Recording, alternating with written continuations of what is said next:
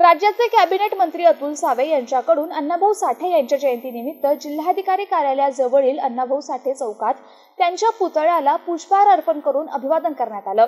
यावेळी त्यांनी मालेगाव येथील बॉम्बस्फोट, मंत्रिमंडळात झालेल्या खाते अदलाबदली आणि इम्तियाज जलील यांनी केलेल्या वक्तव्याबाबत माध्यमांशी संवाद साधलाय। लोकशाहीर अण्णाभाऊ साठे यांनी जी सर्व जनतेला आयत असताना जे शिकवण दिले होते, ती शिकवण आणि तिने लिहिलेल्या कादंबरी त्या सगळ्या वाचून आज अनेक युवक त्यांच्या प्रेरणा घेऊन काम करतात आणि आज त्यांची जयंती आहे। या जयंतीनिमित्त सर्व शहरामध्ये उत्सव आहे। आम्ही सकाळी पुंडलिकनगर भागामध्ये कार्यक्रम केला, N8 मध्ये कार्यक्रम केला।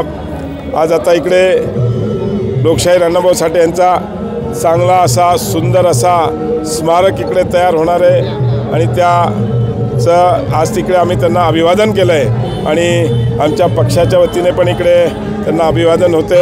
त्यांचा आम्ही आज उत्साहात हा त्यांचा जयंती साजरी करतो आहे आणि युवकांना मी एकच विनंती करेन की जी लोकशाहीर अण्णाभाऊ साठेंनी त्यांच्या कादंबरीच्या माध्यमातून आपल्याला शिकवण दिली आहे, त्याचं नक्कीच आपण सगळ्यांनी वाचन करून आपल्या आयुष्यात त्याचं अंमलबजावणी केली पाहिजे।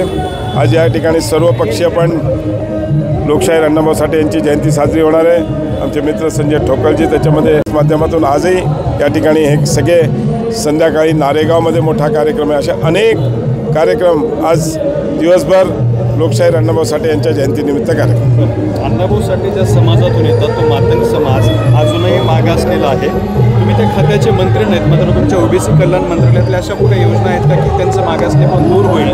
नाही, आम्ही लोकशाहीर अण्णाभाऊ साठे यांच्यासाठी समाज कल्याणच्या माध्यमातून अनेक योजना राबवल्या जातात। आमचे सहकारी मित्र संजय शिरसाटजी नेहमी त्यामध्ये लक्ष घालून अनेक योजना अंमलबजावणी करायचा प्रयत्न करत असतात आणि मला नक्कीच खात्री आहे की लोकशाहीर अण्णाभाऊ साठे यांनी जी प्रेरणा आम्हाला दिली आहे त्याच्यातून नक्कीच मातंग समाजातील सर्व घटकातील लोकांना फायदा हो, त्यांना जे समाज उपयोगी योजना आहेत त्याचा उपयोग मिळावा ही आमचा प्रयत्न आहे। दुसरा प्रश्न, काल मालेगाव बॉम्बस्फोटातले आरोपी जे होते, संशयित आरोपी, त्यांना निर्दोष सोडण्यात आला, या निकालाकडे तुम्ही कसं घेता? कालचा निर्णय हा सत्याच्या पाठीमागे न्यायालय उभा राहते आणि काल हा सत्याचा निर्णय झालेला आहे आणि ज्या हिंदुत्ववादी संघटनेला जे आमचे काँग्रेसची मंडळी नेहमी म्हणायची की ह्या दहशतवादी किंवा त्यांच्यावर आरोप करायचे, काल हे सिद्ध झालं आहे की हिंदू संघटना